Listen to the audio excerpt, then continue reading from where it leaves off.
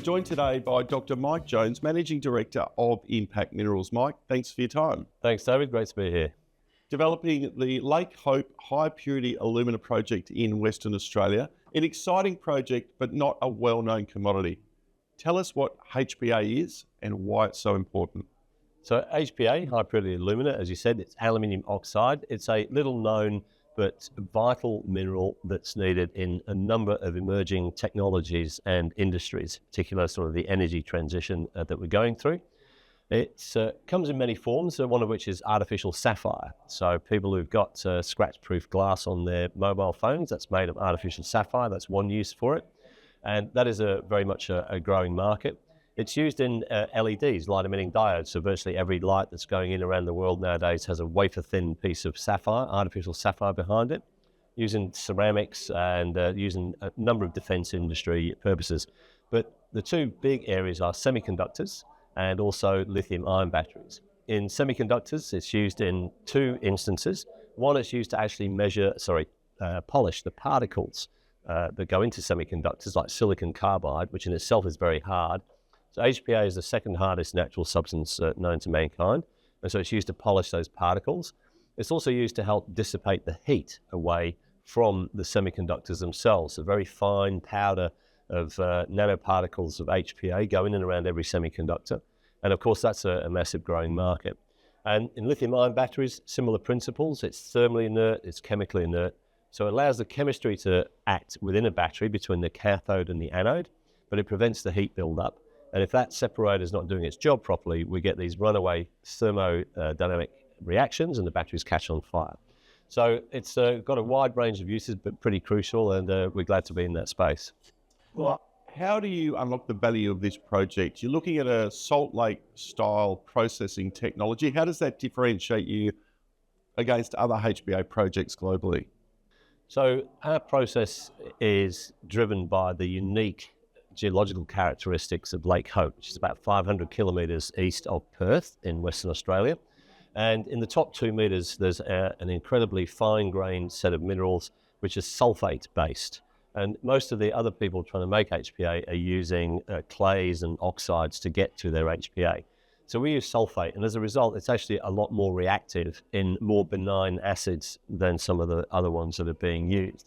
So we've developed and patented a process to be able to produce HPA from those lake sediments, and it also produces potash as a very modest amounts, but a significant byproduct credit to our production cost of HPA.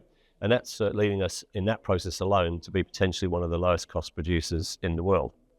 And you've recently acquired a 50% interest in the technologies owned by Chemex Australia. What was the thinking behind that, and how does it help you unlock the value of this asset? Yes, so one of our competitors in the space went into administration last year. We were fortunate enough to acquire a 50% interest in that technology. It's a processing technology to produce high purity alumina, and one of these quirks of nature, it uses a chemical feedstock of aluminium sulfate, and that's actually the minerals that we have in our lake. And so there's a natural fit for us to be able to put our material into the Aluminous process. Aluminous is the name of the company that owns that technology now, and we're the single largest shareholder in it. We believe that technology is actually revolutionary, and it has a very good chance of replacing parts of our flow sheet and subsequently leading to even lower costs of both capital and operating costs. And we've probably got some quite interesting and exciting news to come out of that in the next few weeks. HPA market itself growing 15 to 20% year on year, with a supply gap looming in 28, 29. How does your project fit into that opportunity? So if you look at the other bigger players in our space, so AEM is one company and Alpha HPA is another. They're both listed on the stock exchange. They have market caps that are sort of 10 and 20 times where we are right now. So that's a big gap that we look to fill. And they're looking, one of them is in production, one of them is scaling into production over the next 3 to 4 years. It's taken those companies quite a long time to get to where they are. We believe that we're accelerating, in particular through the acquisition of Aluminous. We believe that we're going to be able to get into at least modest scale production within that time frame. So we hope that over the next couple of years, we're going to demonstrate commercial production of our HPA and get into the market just at the right time when hopefully prices are going up. And what milestones should investors be focused on when they're looking at the company and they're looking at the news flow? What are the news flow items that are going to move the dial over the next 12 months? Well, certainly the results from the work from the Luminous processing technology. We have a pilot plant that was part of the purchase.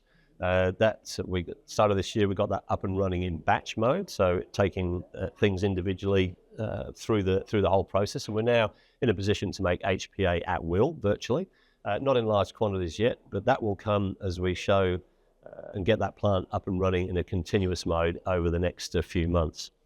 We believe that we'll have a big breakthrough in terms of the amount of material that we can put through that plant. And so we're going to look to be scaling up towards a demonstration facility within a very short period of time. So that's going to be the big news this year. The other one is we're looking at now engaging with customers. Had our first serious inquiry out of Europe. We have a technology collaboration agreement with a battery research company in the US, and they're undertaking test work on our HPA right now, which will basically pre-qualify us for the battery market. And we should be getting results back from that in the next month or two as well. So that's going to be the real key kickers for us.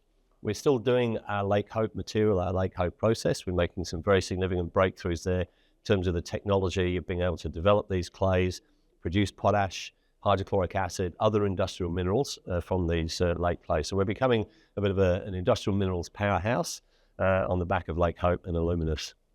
Recently announced a great drill intercept from the Commonwealth project, one of your legacy assets. What is happening with those assets and how are they advancing? Yeah, so Impact was always an exploration company, and we weren't fortunate enough to find a giant deposit, but we always selected ground that we thought there was that potential. And so we have a significant ground holding in the Lachlan Copper Gold Belt here in New South Wales. It's one of Australia's most prolific areas for mineralisation. And we have a joint venture there where a company, Kaneko Limited, KNI is their code, they're farming in for a 70% interest, and Impact will be 30% carried to a decision to mine.